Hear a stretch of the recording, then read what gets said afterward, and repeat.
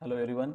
इस वीडियो में कवर करेंगे क्लास 12th इंग्लिश विस्टास के 20 मोस्ट इंपोर्टेंट क्वेश्चंस, दूसरे चैप्टर्स के 45 क्वेश्चंस प्लस पोएम के 18 क्वेश्चंस ऑलरेडी अपलोड करके रखे हुए हैं चैनल के ऊपर, आप उन्हें भी देख सकते हैं। स्टार्ट करते हैं फर्स्ट क्वेश्चन के साथ में। Would Charlie ever go back to the ticket counter on the third level to buy tickets to Gasberg for himself and his wife? तो क्या चार्ली वापस से टिकट काउंटर पे जाएगा थर्ड लेवल पे गासबर्ग की टिकट लेने के लिए? तो इसका आंसर यस भी हो सकता है और नहीं भी। यस में कैसे कि वो अगर एस्केप करना चाहे अपने स्ट्रेस से, मॉडर्न लाइफ के जो इश्यूज हैं उनसे, तो definitely he will go back to that third level. Else अगर नहीं में आप आंसर देना चाहें तो नहीं, वो नहीं जाएगा बिकॉज उसका जो दोस्त है सेम वो डिसअपियर हो चुका है एंड चार्ली को ये रियलाइज हो चुका है कि जो थर्ड लेवल है वो एक रियल प्लेस नहीं है, जबकि वो उसकी इमेजिनेशन का ही एक हिस्सा है। So because of this reason he will not go to the third level. Next question, do you think the third level is a medium of escape for Charlie? So yes, उसके लिए ये medium of escape था और वो जो insecurities थी उसकी modern life से रिलेटेड, उनसे भागने के लिए वो थर्ड लेवल पे उसकी इमेजिनेशन में पहुंच जाता है। Who is the tiger king, why does he get that name? Tiger king कौन था? महाराजा था प्रतिबंधपुरम का, और उसको ये नाम इसके लिए मिला because he was obsessed with killing tigers in order to prove an astrologer's prediction wrong. जब वो पैदा हुए थे तो उस टाइम पे एस्ट्रोलॉजर ने बोला था कि शेर की वजह से आपकी मौत होगी और जैसे इसको डिसप्रूव करने के लिए उसने टाइगर्स को मारना स्टार्ट कर दिया था। Why did the royal infant, what did the royal infant grow up to be? तो रॉयल इन्फेंट बड़ा होकर क्या बना? महाराजा बना प्रतिबंधपुरम का और फेमस हुआ as the name tiger king. What will happen now to the astrologer, do you think the prophecy is indisputably disproved?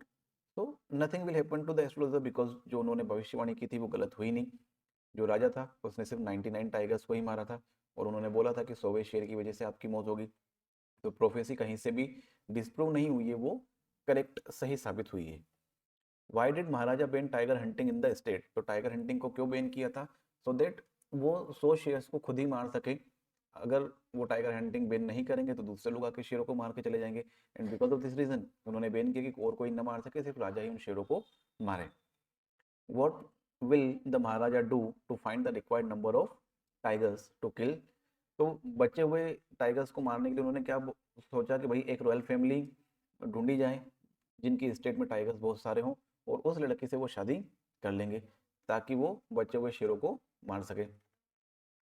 What are phytoplanktons? तो फाइटोप्लैंक्टन्स क्या है? ये माइक्रोस्कोपिक प्लांट्स हैं जो ऑक्सीजन प्रोड्यूस करने का काम करते हैं और एक्वेटिक फूड चेन में ये बेस का काम करते हैं।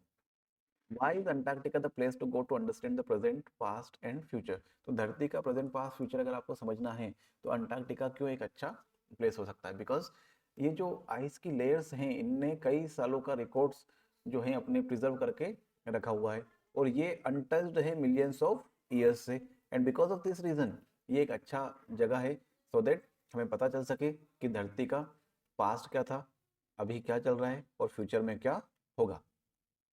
What are the indication for the future of humankind?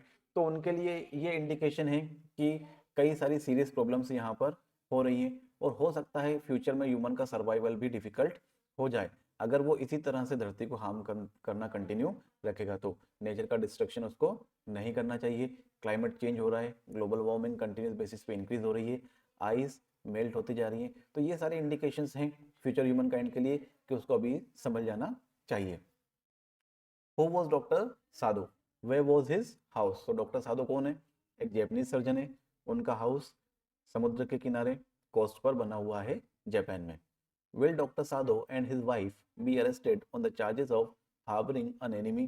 तो नहीं, उनको अरेस्ट नहीं किया जाएगा बिकॉज जो सोल्जर था वो ऑलरेडी वहां से एस्केप कर चुका है, भाग चुका है एंड जो डॉक्टर हैं वो इंपॉर्टेंट सर्विसेज प्रोवाइड करते हैं देश के लिए, वो काफ़ी ज़्यादा देश के लिए ज़रूरी है। जो जनरल है उसकी जो भी सर्जरी होनी रहती है वो डॉक्टर साधु ही करते हैं, तो उनको अरेस्ट नहीं किया जाएगा।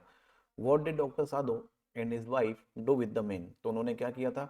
उसकी जान बचाई, उसका इलाज किया एंड एट द एंड उन्होंने उसको वहां से भागने में भी मदद करी।